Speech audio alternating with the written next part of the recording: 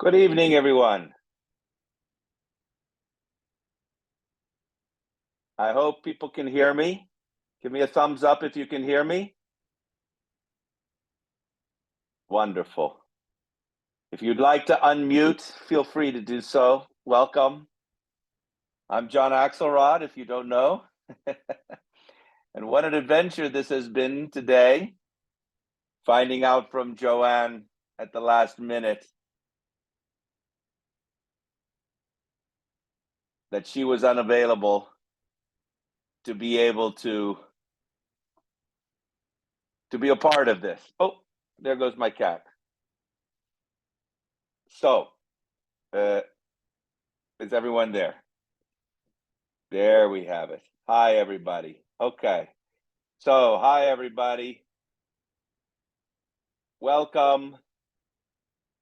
Today, we will talk about what you want, since we're not going to talk about Respighi. And JoAnn is looking very forward to coming January 31st online and making sure that everybody's going to have the opportunity to go in depth with Respighi's Roman trilogy with the Fountains of Rome and the Pines of Rome. So, without further ado, I think everybody can hear me. If you want to unmute, feel free to do so to ask a question, or you can certainly send the question to me via chat, and I'm happy to answer any questions that you might have. But the main purpose of today, since we didn't have really any advanced time to propose any repertoire, is to talk about being a conductor, the life of a conductor, the career of a conductor, the challenges of being a conductor, and how to be effective in your programming with your repertoire. We can also discuss rehearsal technique. If you want to plan to participate in master classes or competitions and what benefit they might be, how to secure a manager, basically all the things that conductors need to know. And we have an hour that we can take the time to do this. There were so many people who have signed up for the CMO Great Maestro Masterclass with JoAnn, and that's a really good sign. It shows that there's a lot of people willing to invest an hour of their time to learn from some of the great maestros who have the experience, who know the roadmaps, and who can offer access, education, and opportunity. Some of you who are already online have already worked with me in Bucharest or in other places, and others who are online, you are absolutely very much entitled to participate for our master classes in Bucharest, July 9th to 19th, which is live with the Bucharest Symphony Orchestra. This year, the repertoire will be Tchaikovsky symphonies and tone poems,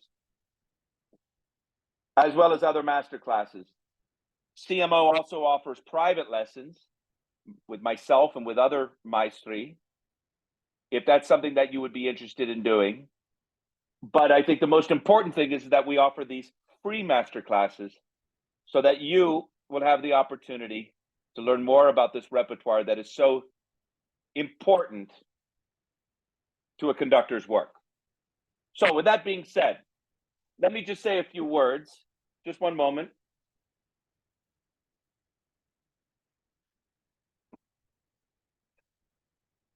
Let me just say a few words about being a conductor. Some of you are experienced. Some of you are new. And I think the most important thing to understand is what it takes to make the decision to be a conductor. It's no small decision. Those of you who joined me for the Leonard Bernstein Symphonies Masterclass last December, a month ago, when Jamie Bernstein was our special guest, understood that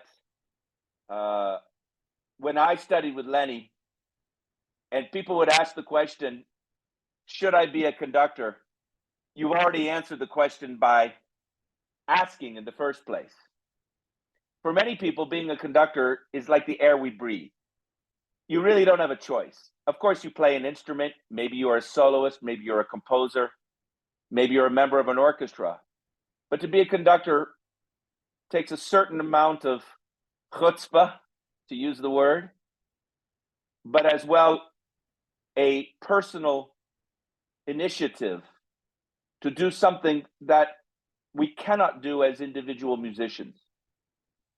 And what that means is you have to encompass aspects of leadership and responsibility in your profile as a person, not just in your approach as a musician.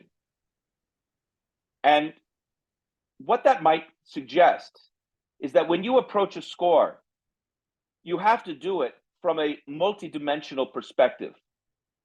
I have often said to many of my students that there's a big difference between the content on the page and the character that that content represents. The content are just black dots. The character is something else.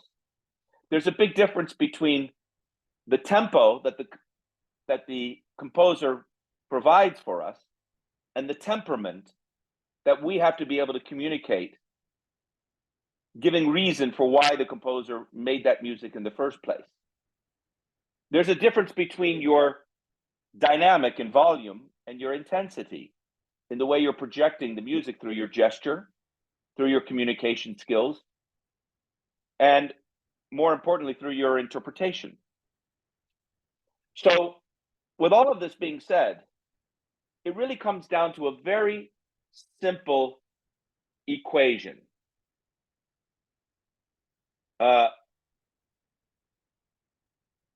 And I'm going to address some questions as soon as I'm able to make this introductory remark. But it is an introductory remark, a simple phrase that I think is extremely important for everyone to understand with respect to your work as a conductor. And that is simply this. We need to convince the musicians in front of us that we know that they know that we know what they know. In other words, that they know we know the black dots on that page as well as they do. And if all we're doing is showing them that we know those black dots on the page as well as they do, we're competent as a conductor to a certain extent, but doesn't mean you're a good conductor. What's the difference between the good conductor and a competent conductor? It's when we start to show the musicians what they don't know. And those are the things that come down to character, temperament, intensity, and other, shall we say, variables that are subject to our own interpretation, but more specifically, dependent upon our ability to communicate that to the musicians in such a way that they realize that we're offering them something beyond what they know. And when the conductor is able to show them what they don't know, we're able to make more than music. We're able to make magic. And that's when the concert experience can be very meaningful. So let's talk a little bit about your orchestral sessions. To be able to actually get paid as a conductor, to make a living as a conductor. That is the number one question many people ask. I just got a question from Tatiana. Thank you, Tatiana, for your question. What's the best path to take to actually earn a living as a conductor? I think it's a question that everybody can fairly ask. And there are many people who have followed a path thinking that it would result in some kind of a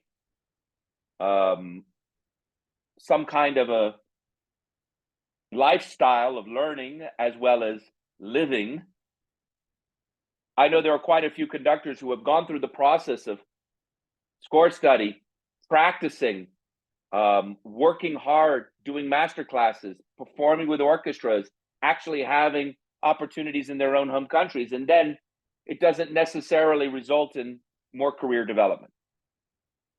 And then there are many people who are just coming out of the graduation or master's degree or doctorate degree, and they're faced with the same circumstances that many musicians find. Conductors are thinking to themselves, maybe I have to be a professor, teach at a conservatory, do something like this, since I can't get engaged to be a conductor to conduct an orchestra, in the same way that a soloist comes out of a conservatory and says, okay, I have to be a tutti player just to be able to earn a living. Let's remember one thing. We are on the same side as the musicians with whom we play. Despite the, shall we say, predictable conflicts between the musicians and the conductor, the truth is we're on the same side. It doesn't always seem that way, because sometimes we get frustrated when the musicians don't actually do their jobs. We say, hey, we're on the same side. Why aren't you just playing? Very often we have to ask ourselves the question first, what are we doing wrong? And why the musicians aren't actually being able to be as effective as we'd like them to be. And there's a lot of circumstances associated with this that I can certainly speak about in more detail. But to answer the question, how do you get started? How do you build a career? How do you develop your craft as a conductor to the point where you could feel confident that you earn a living as a conductor? There is no secret formula. Everybody is individual. But there are some things that can minimize your chances of failure. This is an important thing to understand. There's no guarantee of success, but there are ways to minimize your chances of failure. So one of the things that most people have done over the years is they've gone to competitions. And by going to a competition, you attract attention based on the results of that competition. It filters out the different levels of the competitors, and the agencies and promoters and intendants and executive directors and artistic directors and all the other people around the world who might attend or watch the results of those competitions become buyers rather than sellers. They're buyers. They're buying talent. Okay, there were 100 conductors, 10 in the finals, 4 who won. Those are the 4 we're going to manage because they went through the process. It's easy for the promoter or for the talent agent or for the whoever it is to say, I can recognize the talent in that person, I'm going to buy it. And that's the way that it has traditionally been done. And in fact, it still continues to this day. As we know, we have competitions. People win competitions, they get a manager, they go on, they start to get some engagements. And then hopefully those engagements resonate and you start to get more engagements. The musicians hopefully appreciate what you do and they invite you back. It's an old proverb. You know, the manager would say, it's my job to get you your first gig. It's your job to get your second gig. So I do the job. I get you your gig. You do well. They want you to come back. That's the stereotypical, predictable response to try to start your career. It doesn't always work that way. So what can you do differently, or how can you take advantage of the situation if you don't want to go through the competition circuit, number one, or number two, you've done the competition circuit and it didn't turn out the way you wanted, so you want to look for alternatives. Or number three, you want to be able to access opportunity based on the entrepreneurial opportunities and potential available today with technology. Or number four, you want to be able to put together your own independent project. After all, it's the oldest trick in the book to start your own orchestra and actually make concerts that way. There's always this little voice on your shoulder. You know, it's like the good angel and the bad angel. And the good angel is saying, yes, you have to be legitimate. You have to be accepted. You have to be proven. You have to be a respected conductor in this industry to be taken seriously. It's not always true. And there are plenty of successful conductors who are not so respected. And then there's another little voice on the shoulder that says, wait a second, this is not 1950. I can do it differently. I can do it another way. And that answer is true. You can do it differently. You can do it another way. But if you go back to what I was just saying, is that first step, is it the masterclass in competition? Is that the best way to go? Well, let me just say that yes, the best way that conductors today can get in front of an orchestra and have the live experience where there is no substitute from working with musicians in front of you, if you don't actually have an engagement from an orchestra to be invited to conduct them, the best chances that you have are to do these workshops, these master classes, and these competitions. And I know that they can be fun and exhilarating, as my colleagues from Bucharest will tell you. It can also be frustrating because you're limited in the amount of time that you might have. But you're still getting the practical experience of being on the podium. And it doesn't matter how often you're doing this in front of a camera or mirror, or how often you're studying a score, until you're in front of a grumpy musician who goes rah and makes your life difficult, you don't know what to do. And so you can only learn from the experience itself. This is a truism. You can only learn from the experience itself. So when people say, why is the stereotype of the conductor like Leopold with the long gray hair, the way it used to be? It was because it took a long time to really get that experience. Today, it's different. Today, people are giving many more opportunities to conductors who are not as experienced, and you are forced to learn on the job. And the musicians know more than you do. So we go back to the very beginning. You have to show to the musicians that you know what they know. So if they know more than you do, that already puts you at a disadvantage. So the most important thing that you can do as a conductor is make sure that you are an authority of the score. Hence the need for these Great Maestros repertoire masterclasses, where you have people like Leonard Slatkin and JoAnn Falletta and Frederick Chesney, myself and others who are coming to share with you that roadmap, the experience of the repertoire, to go through the scores and to help you understand, you go left, you don't go right. Trust us, go left, don't go right. Or make the cutoff this way, or don't add the extra measure, or watch out for this clarinet player, or be careful of the articulation of the viola, or whatever it might be, because those things only come from experience. And each conductor is going to encounter it differently. Now, let's talk about some other aspects of this. Let's say that you have just decided that you want to, excuse me one moment, everyone. I need quiet, please, thank you.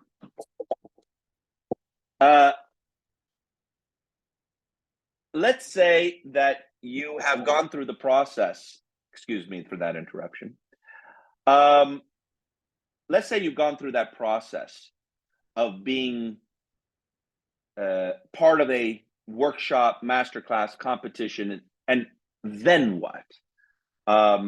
What happens, for example, we have a question from Anastasia Vadyakova.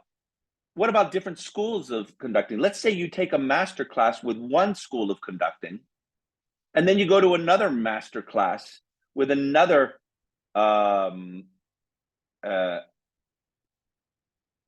recording. By the way, I want to let everybody know this is being recorded and you will be able to access the recording. Don't make a recording yourself.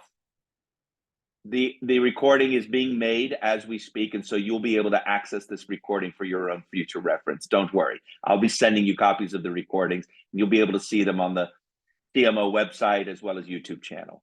So thank you very much for asking for the recording, but to make a recording, but this is going to be recorded and you'll be able to have the access to it. Don't worry. All of this is free.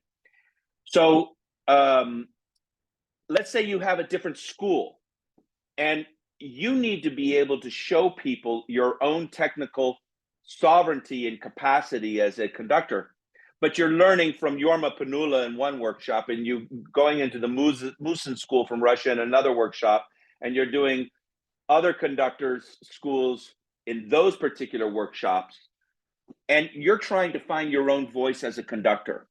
So at the same time you're trying to develop your career, you also have to find your voice, your gesture as a conductor.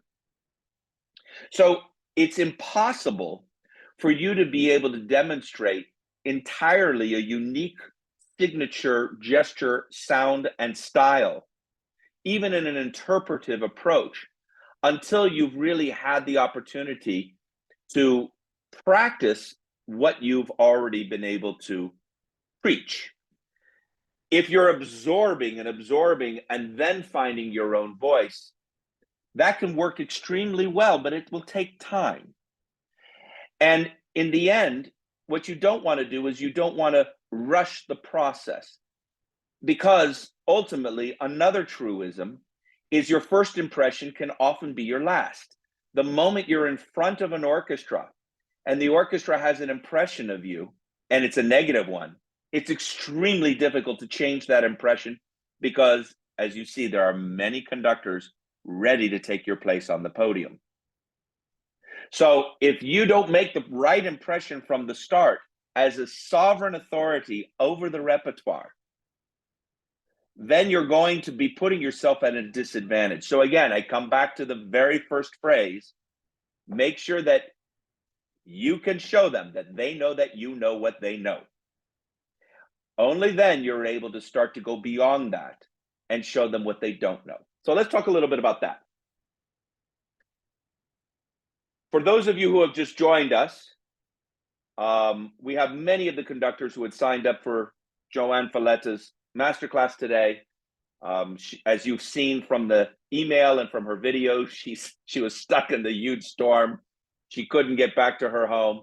She's rescheduled for January 31st, and I do hope that all of you will be able to join her on January 31st, as well as Frédéric Chazelain on the 1st of February for the Puccini Masterclass for La Bohème and Tosca. You're all registered anyway. March 8th, we have Sebastian Lang-Lessing doing Fidelio and Beethoven overtures. So we have a lot of great stuff coming up. But today, obviously, I want to take the responsibility to make sure that you're still, because you planned your calendar around this free masterclass, so I want to make sure you're going to get something out of this. And the most important thing that I can share with you are some of the experiences that I've had in my 25 years of conducting, and how I might be able to offer some benefit to all of you. So back to where we were. We've talked a little bit about the truism: you need to know what they know and then show them what they don't know. You need to understand that the process of getting in front of the orchestra is the most important thing you can do, because there's no substitute for that practical experience. Number 3, you have to be an authority on the repertoire, because whatever impression you make can be your last impression. You know, that old saying, we're only as good as our last concert. So you're only as good as your last time on the podium, because that impression is going to determine whether you go back or not. And the last thing that we had been talking about thus far for everybody, just as a summary before I continue, is that those processes of developing a career as a conductor, which were the same maybe for 50 years, are changing dramatically because of the trends and the technologies that are available to us. Entrepreneurialism allows you to do things in a way that has never been done before. There are more causes than ever before that people support, and more opportunities and avenues of distribution than any time in history because of technology. So you can create your own opportunities, if you like, based on that that technology that's available to you, and we can talk a little bit about that. So, and again, if anybody has a question, feel free to send a chat question, and I will address it in the course of the conversation. One thing that you need to be careful about in today's age is being a specialist. Many people have, over the last 50 years, decided to be what are called specialists in order to carve a niche for themselves in terms of their repertoire. The way the industry basically operates is usually based on the specialization and on the nationality. If you come from Latin America, they want you to do Latin American music. If you are a period instrument performer, they want you to do Baroque music. If you are from Germany, they want you to do German music. If you are from America, they want you to do American music, and so on. So the industry likes to put you into categories, even if you just adore Ravel or Respighi, or you're crazy about Beethoven or crazy about Berlioz, and there's not an ounce of French blood in your body, but you love Berlioz, most of the time, people are going to say, we have a French conductor for Berlioz. You're from America, so please, can you do Bernstein? How many times I got that, especially since I studied with him. So you have to recognize that the industry likes to specialize and fragmentize. But here's the danger of today. Specialization is not a guarantee of survival. It might give you a short-term opportunity in specialization. In other words, you say, okay, I'm never going to be invited to conduct Tchaikovsky because I'm not from a Russian school. So I'm going to specialize in my specific nationality, music of my nationality, and the particular period, 18th century or 19th century or contemporary or whatever it might be. It can be a short-term solution, but it can also put you in a circumstance that as the trends and environment changes, you'll have difficulty adapting. In the times of evolution, if people believe in evolution, let's think about that. Specialists were really the ones that survived. The generalists were the ones that scrambled for the scraps. But when the environment changed, the generalists were able to adapt and survive, and the specialists went extinct. And this is also something that might apply with respect to our conducting as it is changing dramatically. You as a conductor are inherently responsible for knowing the full panorama of the core repertoire, because you never know when somebody's going to call you and say, hey, somebody just dropped out, can you conduct this Mozart Symphony number 40? And if you have not prepared Mozart symphonies, you're going to be missing that opportunity, even if you might not have been considered a Mozartian conductor in the first place. It is inherent in an obligation upon our shoulders as conductors to just know the repertoire, because that's what makes us better musicians in the first place. And why not? We love the music. If there's certain music you love more than other music, there's nothing wrong with that. But the most important thing that you can do is demonstrate your capacity as a complete musician, as Gunther Schuller called it, the complete musician.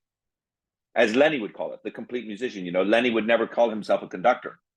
What do? I'm a musician. So if you're a musician, you want to be a complete musician. You want to have the full panorama of the core repertoire. You can also be interested in other different aspects of repertoire that involve the instrument of the orchestra. That can include jazz, crossover, pops, ballet, opera, film music, all the other ways in which a conductor can actually be engaged, employed, and musicians can actually work with an orchestra in the instrument of the orchestra, doing a full panorama of repertoire. And you can have that opportunity and diversity to do it. And maybe 50 years ago, it was difficult to do that. People wanted you to specialize. But Bernstein gave us permission to explore all different aspects of repertoire because he was like that. And today, many conductors have a much wider and diverse range of repertoire, which gives them a balance between specialization and generalization. And when you are able to balance that repertoire, a wider repertoire, giving you opportunities as they come, it allows you to have the flexibility to be engageable, to make a living. If you specialize, then you're limited only in the specialization. If you generalize too much, well, then it goes too wide, too far, and maybe you're competing with too many people. But if you can be a specialist generalist, as the expression is called today in evolutionary terms, you have a far better chance of being able to generate engagements for yourself and be able to earn a living that way on a more consistent basis. So that's an important point to consider. Technology can help you in that regard, but more specifically, it's your score study. So, you know, in the same way that I've been music director of the orchestras of Seville or Lucerne or National Pays de la Loire or Milan. I was also music director of Hollywood in Vienna or the NHK Jazz in Tokyo, because I learned from Bernstein, and that has served me well. And you can use that as an example to demonstrate that you can generate activity as a conductor by having a wider repertoire. That's an important point to understand. So it really matters not about being stuck in one school. It's about learning different schools and finding ways that you can apply those schools into the repertoire that appeals to you and allows you to be able to share and demonstrate that to the musicians and to the public for whom you're performing. Now, let's talk about another thing very important for you that I've shared with many of my colleagues already who are online that probably are aware of this, but those of you who are new to this, let me share something very important for you. You need to have a vision for yourself as an artist, and that doesn't necessarily mean specialization, generalization, but it does include something about your repertoire. But you do need to have a vision for yourself. To just say, I'm a musician, I'm a conductor, and I just want to work for a living is not enough. You have to give a reason for why somebody would pay attention to you and not to somebody else. After all, there's still only 24 hours in a day. I think there's still only 24 hours in a day. And as you can see, we're all way oversaturated by information on the internet to begin with. Just being able to compete on the online market, nevertheless, the offline stage market is itself an investment of extraordinary time. So having a vision for what you want to do is a way to allow people to understand in more concrete terms who you are as an artist and what it is you're trying to express and say as an artist. Now let's talk about that for a moment, because it's very important. Let's say that you are a conductor and you are very sensitive to the fact that there are trends moving in your direction. Let's say you're a woman. Let's say you're a minority. Let's say that you are from another part of the world that's not traditionally associated with classical music. When those kinds of circumstances happen, that presents open doors for you. And you have the chance to be able to take advantage of that opportunity in a sincere way, not in an exploitative way, but in a sincere way, by making sure that you can be prepared in advance for the challenge and opportunities that will be coming. For example, I have a student who happens to be a very accomplished African-American composer who is a conductor as well. But he does not want to be identified entirely as an African-American. He just wants to be identified as an American composer-conductor. And I admire his own vision for himself to not be limited by the specialization of his race defining him as or his color of his skin or his gender or whatever it might be, defining the conductor. The music should define the conductor. Your own personality and vision should define you. And so you have to be very careful when these circumstances come to you. I mean, you know, there used to be a time when, as you know, it was just all about old white males. Now it's different, and that's a good thing. It's giving access, education, opportunity for everybody who's talented to be able to demonstrate what they can do as musicians. But quality is more important than equality in this context. Everybody wants to give the equal opportunity, and I totally agree to have access and education, but you must have quality. You must demonstrate your ability to be authoritative of the score and be able to communicate that to the musicians in an effective way. If you don't do that, it doesn't matter whether you're male, female, black, white, gay, straight, it doesn't matter at all. Just be a good conductor. And so having that opportunities can be a double-edged sword. So when you're defining your vision as an artist, you have to be careful not to exploit those trends in such a way that they compromise your quality. Because there are many people who are going to want to push you in a direction where you might not necessarily want to go yourself. And if you don't know your vision, somebody's going to put their vision on you. So how do you know your vision? How do you know yourself? To know thyself is to be true. This is a question you're going to ask your entire life, not just about being a conductor. You're going to ask yourself for the rest of your life. How can I be a conductor? Who am I? What is my vision? Who am I inside? How do I communicate that? What are the values that are important to me? How do I share those values through the music that I make? Look, take somebody who's probably the most important conductor alive today, Riccardo Muti. And Riccardo Muti has a very clear vision at the end of his life for what he's trying to do as a conductor, that he's tried to do since the beginning of his career. He not only wanted to be the legacy of Toscanini, but he wants to be the one and only person to make sure that Italian vocal school remains stable and consistent, and that we have Italian opera centuries into the future. Okay, wonderful vision, easy to understand. But of course, he's Riccardo Muti. Daniel Barenboim, we all know what his vision is. Tolerance and peace through music, through his Westy Stevan orchestra. Okay, great vision. Theodore Karensis, all that controversy. Everybody knows what that vision is. So many conductors are out there putting their vision forward.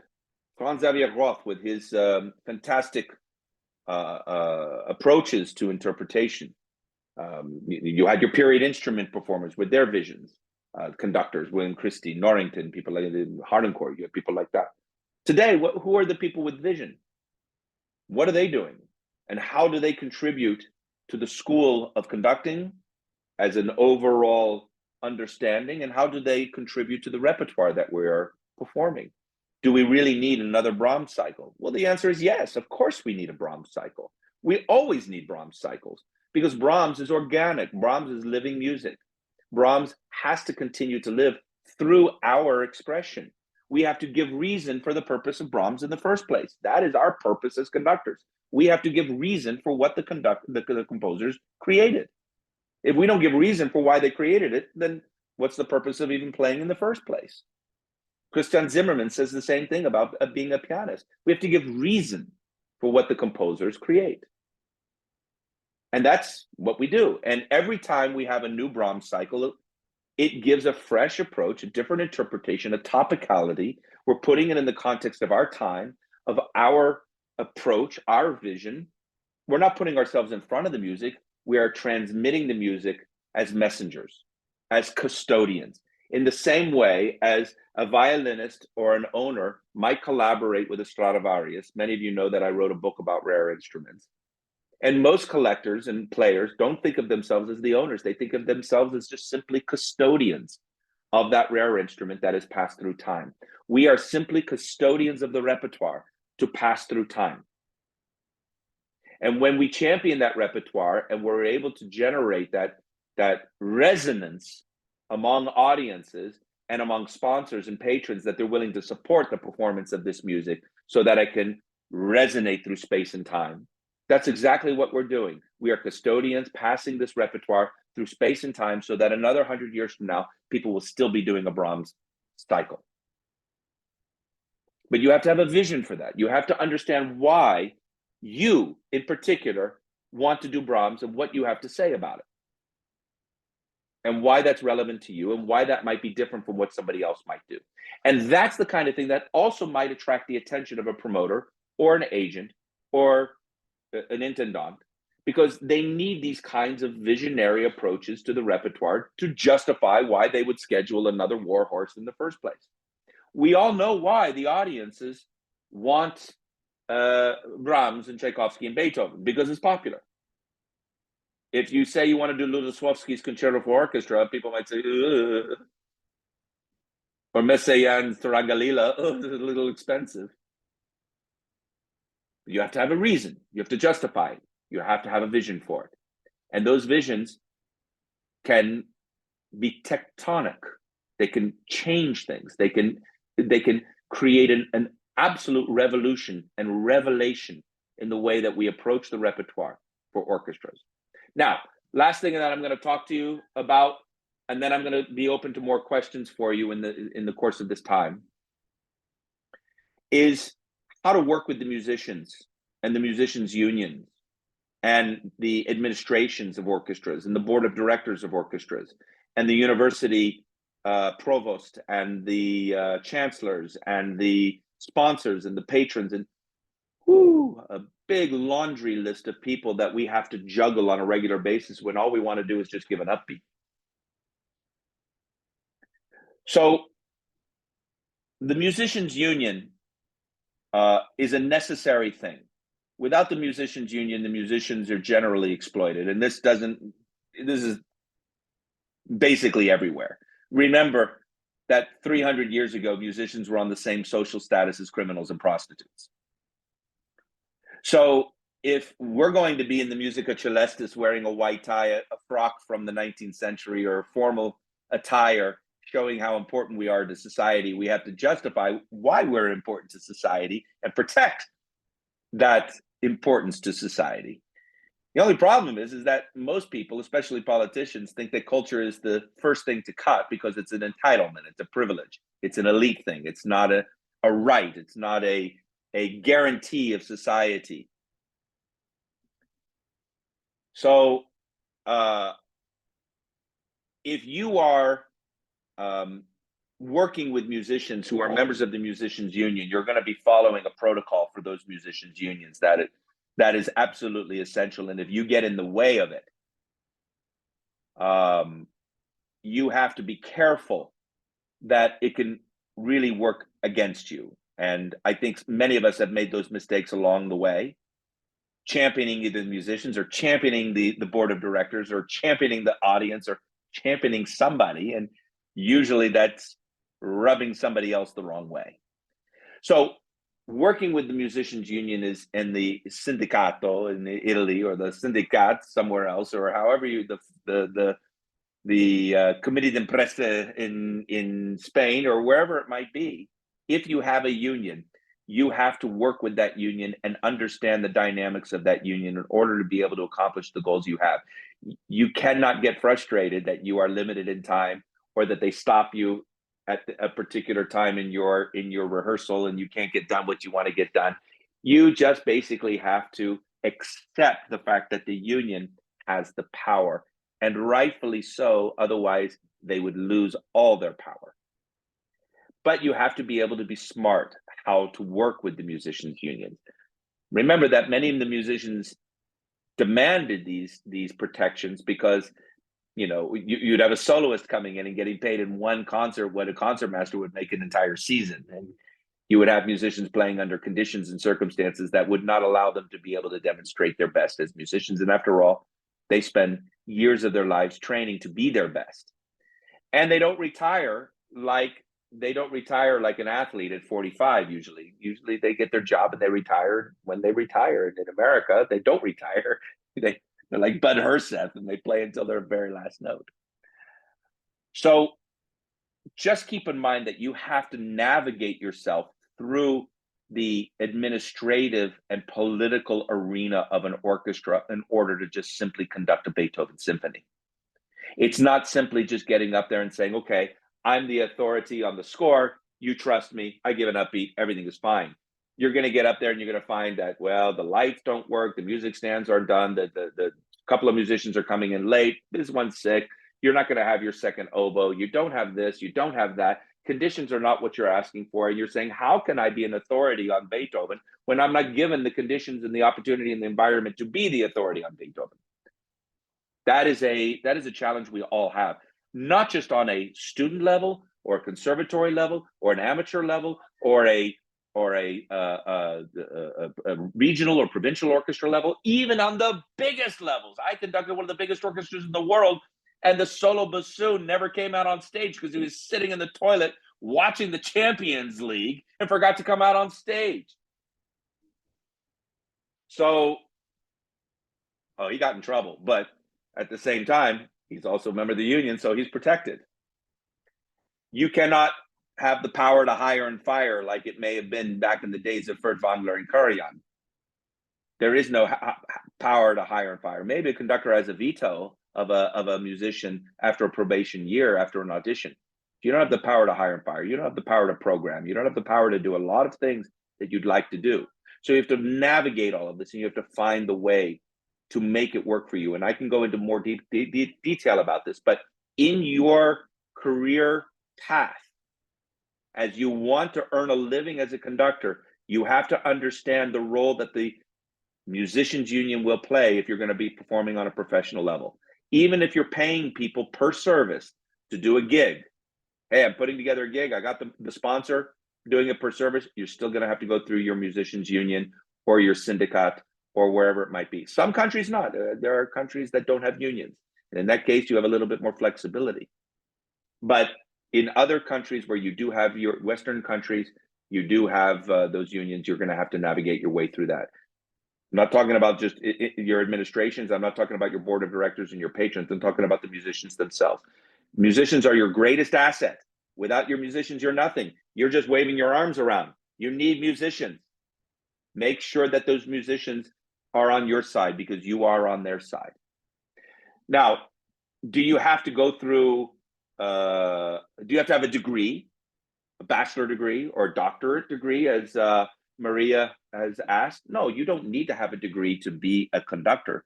You just need to be an authoritative conductor of the score. You need to have good gesture, technical approach, interpretive skill, understanding of how to work with musicians on a psychological level, not just on a musical level.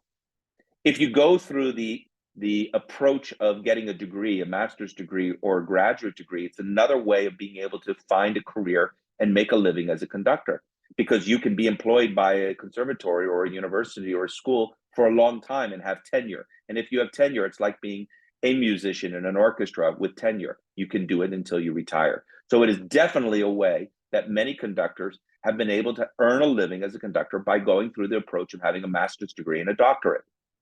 Is it necessary? Absolutely not. You can do the empirical approach. You get on the podium, you show people that you're good at what you do, they like you, they invite you back, you earn a living. Now,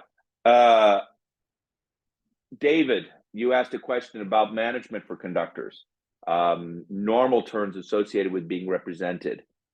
Well, let's talk a little bit about that, because let's just say that you've gone on to the opportunity, you've now been in front of an orchestra, or you've won a competition, or you have your doctorate degree and you're doing some things that can be very effective with musicians, and suddenly you need to have a manager to work with you. I would go back to what I said at the very beginning of this webinar, where I said most of the people who take conductors who win competitions, they take them because they're buyers, and most managers are buyers. Only a handful are sellers. And the managers who are sellers, well, those are the good ones. And the managers who are the buyers, those are the ones who are going to say, okay, pay me $2,000 a month and I'll shop for you. Here's the bottom line. There's nothing wrong with having a manager who says, I'm just like a publicist or a lawyer. Pay me by the hour, or pay me by the month, or pay me by retainer, and I'll be like a secretary for you and work for you and send your things out and really try to get some engagements for you. There's nothing wrong with that. But they have a different interest. Their interest is purely on an economic level, on a monthly basis. They want to earn a living. You want to earn a living. There is a fiduciary responsibility, but in the end, you're paying a lot of money and it doesn't guarantee results, just like a publicist. You pay a lot of money for a publicist, no guarantee of results. You pay a lawyer, no guarantee you're going to win the trial. So you have to understand that when you're paying for it, you're not always going to get results. Better that somebody is selling you, not buying you, selling you because they believe in you. And if they believe in you, it's the normal course of business, David, and everybody else, that they would say, I'm going to give this some time and I'm going to work on it. And I'm going to get paid on commission, because that's the normal course of business for a manager, to get paid on commission. In other words, they're going out, they try to get you an engagement, they negotiate the gross, you get paid the net after the tax at source, as well as the commission that you pay to the manager. You also have your expenses. We talk about this in just one moment. But at the end of the day, the manager manages you and agrees to manage you because the manager builds their own business. And their business is based on their capacity to engage the artist and have the trust of the intendants, the artistic directors, the executive directors, and everybody else, the promoters, who say, I trust your judgment. I trust your capacity as a manager to make sure that the artist comes prepared and really at the highest level. And I'm willing to pay for that. And so the manager is able to successfully engage their artist this way. That is the normal course of business. And if you are represented by a manager who works on that kind of commission, that's great. Is it the only way? Absolutely not. Can you be your own manager? Absolutely yes. Can you have a secretary and do it all yourself? Absolutely yes. Can you be part of a consortium or a network like CMO and get engagements that way? Absolutely yes. There are now a lot of different ways that you can be represented in the marketplace and find and earn a living as a conductor. But the traditional normal approach is having a manager who is going to believe in you and work on commission. If you're paying for it, you just have to understand that you are paying in advance without any guarantee. It's a gamble. It's like investing. Put your money in the stock market, it goes up or it goes down. You're investing in yourself. So you want to pay somebody to be a secretary for you, do that rather than paying them for a manager who is not capable. They say they're a manager and they're not capable of doing it, and they charge you a lot of money. Better you find somebody to just do secretarial duties for you, and you actually do the networking and conversations like we're doing right now. I will tell you that half of the engagements that conductors have today, even at the highest level, is this right here. We're all online. We know each other's names now. We're talking to each other.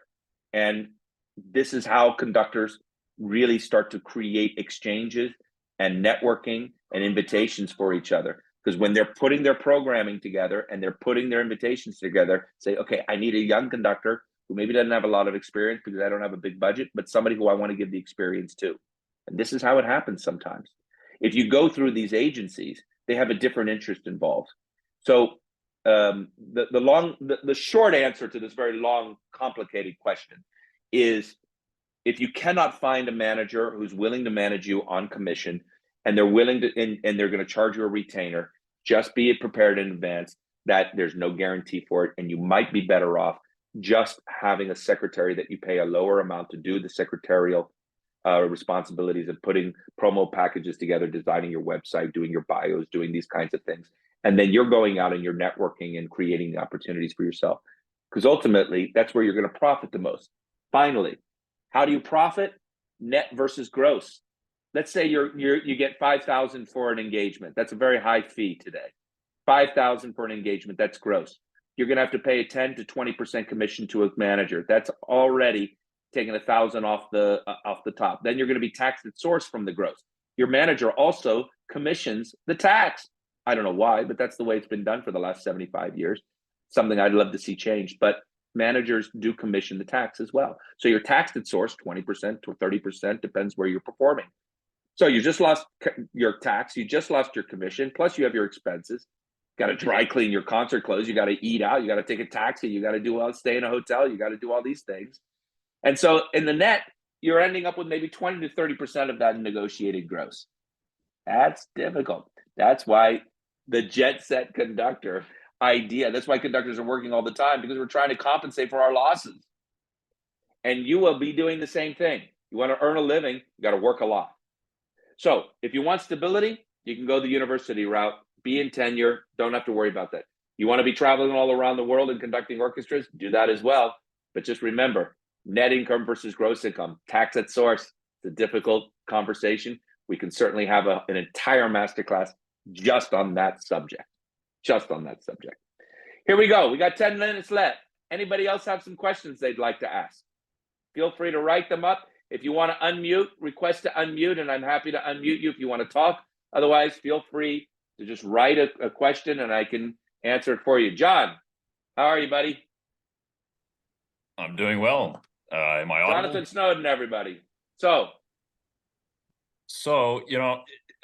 I got a quick question. This might be slightly more on the artistic side, but let's say one does have kind of a vision, be it cultural, something else, but it's coming down to actually programming something, actual repertoire. I was recently talking to a general manager of an orchestra. This is an Eastern European orchestra. And, she's talking to me about what are my ideas for this orchestra? What could I bring in terms of programming? I was thinking in terms of what that orchestra itself kind of needed, because this is not like a top level orchestra, and also selfishly something that would benefit me. I would learn something from it. And then as soon as I start speaking in that way, I realize, okay, from a general manager side of this conversation, she's not interested. I talk about American music. I talk about bringing Bernstein, maybe Ives, playing, a Gershwin with a soloist. Then she's interested. She says, "Oh, that's great. I've got an American playing American music. I can sell out the concert hall." So how do you, as I just said? exactly. And so, you talked about the idea of like authority through preparation and through having your own vision of what you're bringing to the table. Why do you need a Brahms cycle again, was your example. But how do you get to that point if in terms of engagements, people are already from the very first concert wanting to pigeonhole you? Is it just a case of, I guess my question is this a matter of just simple survival, make it through the first concert, the orchestra likes you, and then you can, expand a little bit out of your own nationality? It's a very good question, John. And let me go ahead and mute yourself again. Let me try to answer that in a very direct way. If you want to get the animal to drink, you got to somehow get them to the water. And once they're in the water, then you can start to do other things. So if somebody's talking to you about what kind of project you can bring to their orchestra, as I said from the very beginning, industry wants to specialize. They're going to fragmentize. They're going to try to get you to come to the water according to their definition of you, because they don't know what your vision is yet. They're putting the vision on you because they just know you're American, for example. If they knew that you had studied with Musin, for example, they'd say, okay, well, maybe you might do some Russian music. Or if they knew that you studied with Panula, maybe you could do some Sibelius. Or if they knew that you had already done a tour with an Italian opera company, you could do some arias or whatever. It depends on what experience you have in your curriculum vitae, in your resume, in your repertoire that you're bringing to the table. What I'm trying to say is this: as a guest conductor, you have very limited options to demonstrate anything beyond what they're asking you to do as a guest conductor. When you are in a position of programming, then you're able to introduce things that might be different from what other people respect. They're going to be looking from you for a different direction in terms of your approach to your repertoire and your programming. The bottom line is you can be convincing regardless, even if they're saying, "Oh, Bernstein, Gershwin, the soloist, that'd be great. I can sell it out." Why would they say that? Because the only thing that the general manager is concerned about is selling tickets at this point. Really not concerned about music, only concerned about selling tickets. And by the way, 80% of every organization today only is concerned about selling tickets because tickets are not selling. They don't care what you play as long as you sell tickets, for the most part. But they think that the only way that you can sell tickets is by Tchaikovsky, Brahms, Beethoven, whatever. They think that. And you hear this over and over again. When you're in a position of actual artistic management, programming, you can come up with thematic trends, connections, curated programs, themes, things that will allow you to demonstrate a much wider range of repertoire. Going back to Muti as an example, I mean, after all, he was one of the biggest champions of Nino Rota's music. We wouldn't have a lot of Nino Rota's film music in the repertoire of an orchestra on stage without Muti. So having the chance to be able to program gives you that creative exercise of coming up with these thematic connections. But as a guest conductor, you got to understand what their needs are before yours. Understand what their needs are before yours. Just like a musician, what are their needs are before yours. If there's something wrong happening in the orchestra, ask yourself first what you did. Okay, great. Any other questions? Anybody? Any questions? As said in Candide. Anybody? Good. We got a lot of people here. I'm really impressed how many people came despite the despite JoAnn having to reschedule. Poor thing, she's stuck in this northeastern snowstorm. But I'm really impressed how many people have still even come today, having put the time aside to be available for this. And I really do hope you're all registered. All of you are registered for January 31st for JoAnn, as well as for Chaslin on the 1st. So we're going to do a little Italian duet, Italian repertoire, Respighi and Puccini. So, Kristen, I hope you can hear this. I'm not sure where you are on the because your video is not on, but you said you're an opera conductor. How can you move more into symphonic conducting? Well, first of all, we're going to be doing with JoAnn Respighi symphonic repertoire, and we're going to be doing with Frédéric Chaslin, of course, Puccini for the Puccini Centenario, the centenary for the 100 years of his death, and doing La Bohème in Tosca. How do you move more into symphonic conducting? Start doing concert versions of the opera. That's how you do it.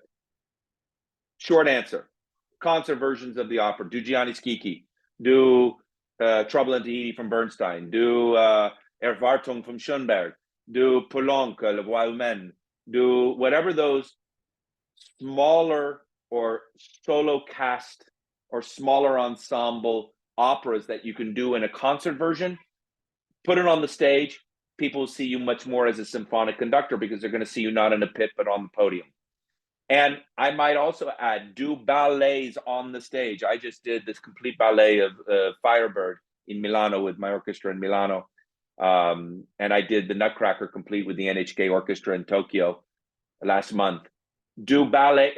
Our repertoire, for at least a quarter, 30% of symphonic repertoire is ballet repertoire. Think about it.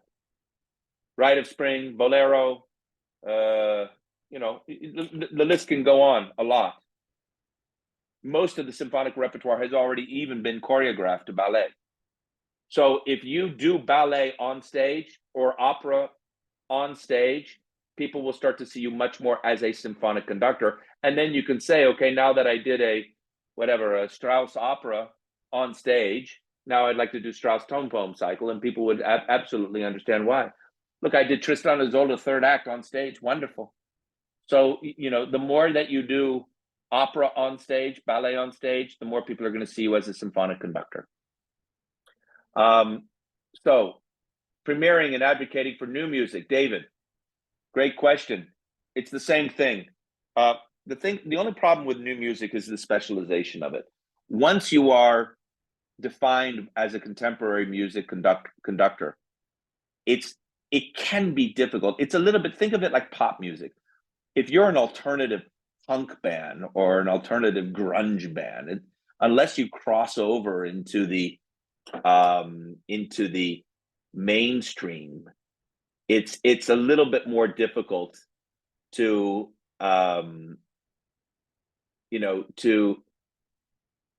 to be accepted in the crossover marketplace. Contemporary music is a very specialized and cultivated audience. It has its own festivals. It has its own approach. And very often, like it was with the period instrument performance, contemporary musicians very often do contemporary music because they're not succeeding in the general repertoire, core repertoire for an orchestra, or as a soloist, or as a 2D player, or as a solo position. That being said, there is an enormous wealth of contemporary music that's being composed today, more than any other time in history. And it is our obligation as conductors to be advocates of living composers, not just dead composers. So I think that we are, one of the things, to go back to John's question, in fact, one thing that we can certainly propose to orchestras when we're asked to be guest conductors, we can ask the question, would there be a opportunity to present a living composer, and could I do that in the context of the programming that you're asking me to do? If there is any one thing that I think we are unfortunately limited in, is we don't have enough composer conductors the way it once was. I mean, Leon Gurvich, one of our colleagues who's on the webinar with us now, wonderful composer and a wonderful conductor. And the more that composers themselves are conducting their own music, the better actually it would be, because it would lessen the urgency and responsibility on the active composers who are trying to build their core repertoire to feel that necessarily that responsibility to do living composers' music when they might not necessarily be champions of that music. One of the issues that we are faced with today in this globalized world is that there is no ism, there is no school. Minimalism was the last one, if you can even call that a school. So if we don't have a school of composers that conductors can rightfully champion the way that it was done 100 years ago, then how do we necessarily filter and choose which composers we want to champion? Again, it goes back to nationality. I come from this country, I'm going to champion a composer from my country. That's usually often the case. So while the repertoire is important, the personal commitment to premiering and advocating new music often has to do with your own personal vision statement, your own repertoire, your nationality, what the promoters are going to ask of you, and where those opportunities might be for new music. Usually it's in an academic environment, not necessarily in a concert environment, though we can say today more contemporary music is performed than any other time in history because orchestras are still putting contemporary music on their programs. So usually as an overture, just like they usually do. I like to have a more multidimensional approach to a composer, showing a wider range of their opus, of their creativity, so that the audience is actually educated and not just given an appetizer, but they're actually given a full meal of the composer's work. But doesn't always happen that way. I have premiered over 65 works. I would say 60 of them probably will never be heard again. It's unfortunate. Last questions, anybody? Anybody else for a question? Great. Ladies and gentlemen, I want to thank you again for joining me on this impromptu discussion. If you have any other questions that you did not have the chance to share, feel free to send me an email. You have the email, conductorsmasterclassonline.com. I will answer it. And I will look forward to seeing all of you on January 31st with JoAnn Falletta's Respighi Masterclass. Hopefully there won't be another snowstorm, but she's guaranteed no matter where she is, she's going to have Wi-Fi and her scores. She'll take them with her. And Frederic Chaslan, the day after, the day La Boheme was premiered, February 1st, we're going to discuss La Boheme. We're going to discuss Tosca. March 8th, we're going to do Beethoven's Fidelio and overtures, the Leonore overtures with Sebastian Leng-Lessing. We have Carlo Rizzi coming up doing Verdi. We have Gabor Takashnaji doing Bartok. We got a lot of great things to look forward to. Also look out for the next Bucharest Music Institute Masterclass in competition coming this July 9th to the 19th in Bucharest. It's going to be Tchaikovsky this year. You're going to be on the podium in front of the orchestra. Please come and participate. We'd love to have all of you there. You'll find all of it on the CMO website, conductorsmasterclassonline.com. Thank you all. Thank you very much, Maestro. Bye-bye. See you soon, January 31st. Thank you, Maestro. Goodbye. Bye-bye. Thank you all. Ciao, ciao.